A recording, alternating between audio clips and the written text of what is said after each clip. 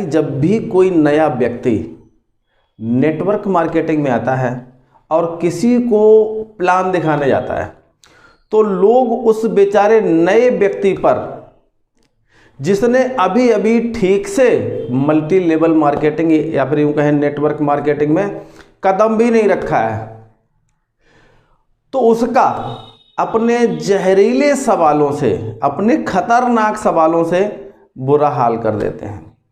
ऐसे ऐसे सवाल पूछते हैं कि सामने वाला व्यक्ति सोचने पे मजबूर हो जाता है कि भैया यहाँ से उठ के भाग जाऊँ, क्या करूँ, और खुद भी सोचता है कि लगता है कहीं मैं गलत काम में तो नहीं आ गया। उसे जवाब देते हुए नहीं बनता।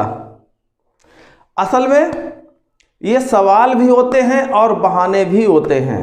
जिसको करना होता है वो पॉजिटिव सवाल करता है, और जिसे नहीं करना होता है तो वो ऐसे ऐसे जहर बुझे विषैले खतरनाक से खतरनाक सवाल करते हैं आपसे कि आप भी हिल जाते हैं और सोचने लगते हैं भैया मुझे लगता है कि ये बिल्कुल सही कह रहा है और मैं ही किसी गलत जगह पे आ गया हूं।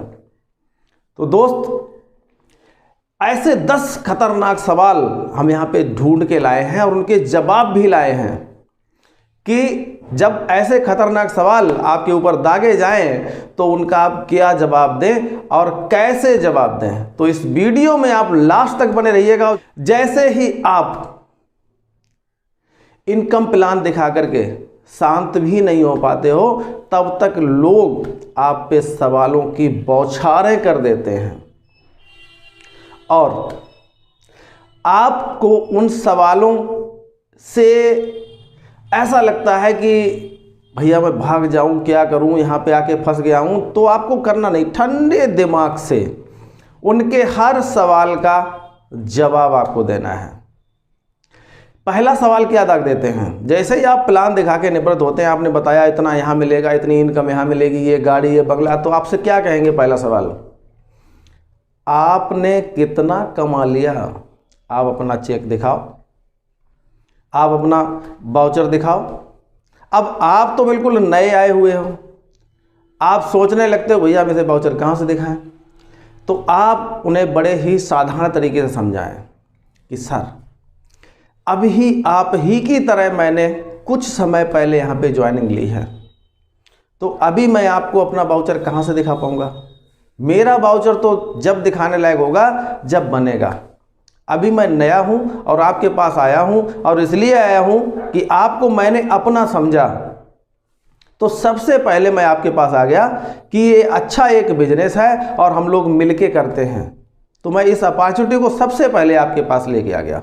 हाँ, अगर आपको देखना ही है तो हमारे जो ग्रेट अपलाइन हैं, मैं उनका वाउचर आपको दिखा सकता हूं। इस प्रकार आप उनको संतुष्ट कर सकते हो। दूसरा सवाल क्या रखते हैं कि हमारे पास समय नहीं है भैया, हम तो बहुत बिजी हैं, हम तो जॉब करते हैं, हम तो व्यापार करते हैं, हम तो खेती किसानी में व्यस्त रहते हैं। चाहे वो चबूतरे पे बैठकर दिन भर प्लेइंग कार्ड्स खेलते रहें, लेकिन बिजी बहुत है। उनसे ये कहिएगा कि हमने जब इस बिजनेस को ज्वाइन किया था तो हमें भी ऐसा ही लग रहा था कि मैं तो बड़ा व्यस्त हूँ यार, मैं इस काम को कैसे कर पाऊंगा। लेकिन हमने अपने उस बहुमूल्य समय में से, जो पार्ट टाइम में हम लोगों से गपशप इधर उधर में गुजार दिया करते थे, उस समय में हमने करना स्टार्ट किया। और आप भी खाली समय में 2 से 3 घंटे में पार्ट टाइम में हमारे साथ कर सकते हो, व्यक्ति मान जाएगा। तीसरा सवाल, हम खुद तो कर लेंगे पर हम नहीं जानते किसी को, हम नहीं करवा पाएंगे, तुम ही करना, हमारा कोई परिचय नहीं है। दोस्त एक बात कहना चाहता हूं, उससे कहिए दोस्त एक बात कहना चाहता हूं। एक व्यक्ति बाहर से आया, फॉरेन से, विदेश से आया और इंडिया में आकर के, भारत में आकर के रहने लग गया। रहते रहते कुछ दिनों बाद वो मर गया। तो इंडिया के लोग इतने दयालु होते हैं कि उन्होंने उसके दाह संस्कार के लिए वो बांस की टिकटी बनाते हैं, वो बनाई और 3 लोग उसको लेके चल दिए। कितने लोग लेके जाते हैं? 3, 4, अच्छा 4 लोग। तो दोस्त एक बात बताइए, जो व्यक्ति बाहर से आया था, विदेश से आया था, जिसे यहाँ कोई जानता भी नहीं था और वो मर गया, जब उस मरे हुए व्यक्ति को 4 लोग मिल सकते हैं तो आप तो जिंदा हो यार। और दूसरी बात, आप यहीं के हो, भारत के हो, अपने देश के हो। क्या तुम्हें 4 से 10 लोग नहीं जानते होंगे? बिल्कुल जानते होंगे, क्योंकि वो बहाने बना रहा है। जो यहाँ पे पैदा हुआ, अगर उसका मोबाइल उठा के देखोगे तो उसमें कम से कम 1000-1500 नंबर निकल आएंगे, लेकिन वो बहाने होते हैं, बहाना साइटिस होती है, इस प्रकार उनको। अब चौथा सवाल क्या करते हैं? कंपनी भाग गई तो? अब क्या कहोगे आप? कंपनी भाग गई तो अब उनसे कहिएगा कि भैया हमारी कंपनी क्यों भाग जाएगी? हमारी कंपनी एक किराने की दुकान है। आपने जितना पैसा दिया उतने पैसे का आपने प्रोडक्ट लिया, उतने पैसे की आपने वस्तुएं ली। आपका क्या बचा कंपनी के पास जो कंपनी भाग जाएगी? बताइए। आप बाजू वाले किराने की दुकान से ले रहे हो, लाला जी से ले रहे हो, कल को वो अपनी दुकान बंद कर दें तो आप पे क्या फ़र्क पड़ेगा? आपने जितना पैसा दिया उतने का आपको प्रोडक्ट मिला, तो कंपनी क्यों भाग जाएगी भैया? कंपनी के पास क्या रखा है? और जो बचा भी तो एक सिस्टम के तहत ऊपर वालों को बांट दिया, जैसा कि आपको भी मिलने वाला है। तो कंपनी क्यों भागेगी? 5वां सवाल कर देंगे आपसे। दोस्त, ये लोगों को फंसाने वाला व्यापार है। अब बताओ, आप एक सवाल से निकल नहीं पाए, तब तक दूसरा सवाल कर दिया आपसे, लेकिन आप बड़े ही धैर्य के साथ कहना। हर नए व्यक्ति को ऐसा ही लगता है, और मुझे भी ऐसा ही लगा था कि ये लोगों को फंसाने वाला है। लेकिन दोस्त एक बात बताओ, यहाँ पे आप कैसे फंस रहे हो? क्या कंपनी अपने पास आपका 1000, 2000, 10,000, 50,000 जमा करा रही है?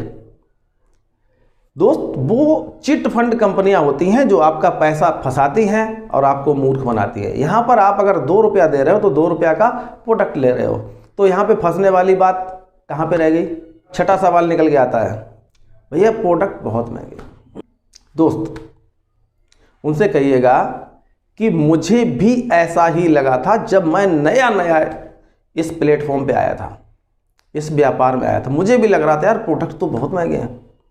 लेकिन एक बात बता दूं दोस्त, मल्टी लेवल मार्केटिंग कंपनियों के प्रोडक्ट बहुत ही ज़बरदस्त होते हैं, क्वालिटी होती है उनकी, क्योंकि उन्हीं प्रोडक्ट के ऊपर उनको व्यापार करना होता है, इसलिए प्रोडक्ट बहुत ही लाजवाब होते हैं। अब रही बात महंगे की, तो आपसे एक बात पूछ लूं, जो 5 रुपए कीमत का कोल्ड ड्रिंक होता है वो आप 20 रुपए में खरीदते हो, वो महंगा नहीं लगता?